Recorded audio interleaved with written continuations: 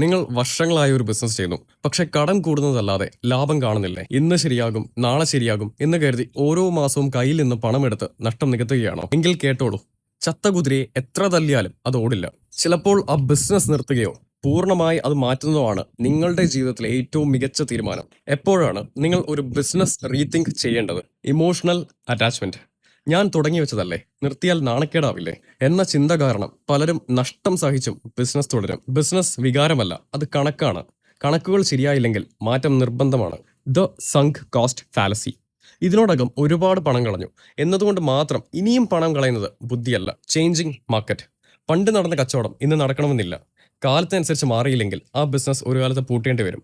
ഇത് മുൻകൂട്ടി കണ്ട് മാറുന്നതിനാണ് യഥാർത്ഥ സംരംഭകൻ. നിർത്തേണ്ടടുത്ത് നിർത്തുന്നതും മാറിനടുത്ത് മാറാനും കഴിയുന്നതാണ് ഒരു യഥാർത്ഥ ബിസിനസ് ലീഡറുടെ വിജയം. നിങ്ങളുടെ ബിസിനസ് ഒരു ഡെഡ് എൻഡിലാണോ? ചെറിയ മാറ്റങ്ങൾ വരുത്തിയാൽ അത് രക്ഷിക്കാം എന്ന് നമുക്ക് പരിശോധിക്കാം. ബിസിനസ് ഓഡിറ്റിങ്ങിനും റീബ്രാൻഡിങ്ങിനും വേണ്ടി സഹായം വേണമെങ്കിൽ എന്നെ ബന്ധപ്പെടുക. ഓഡിറ്റ് എന്നെനിക്ക് കമന്റ് ചെയ്യൂ, നമുക്ക് സംസാരിക്കാം.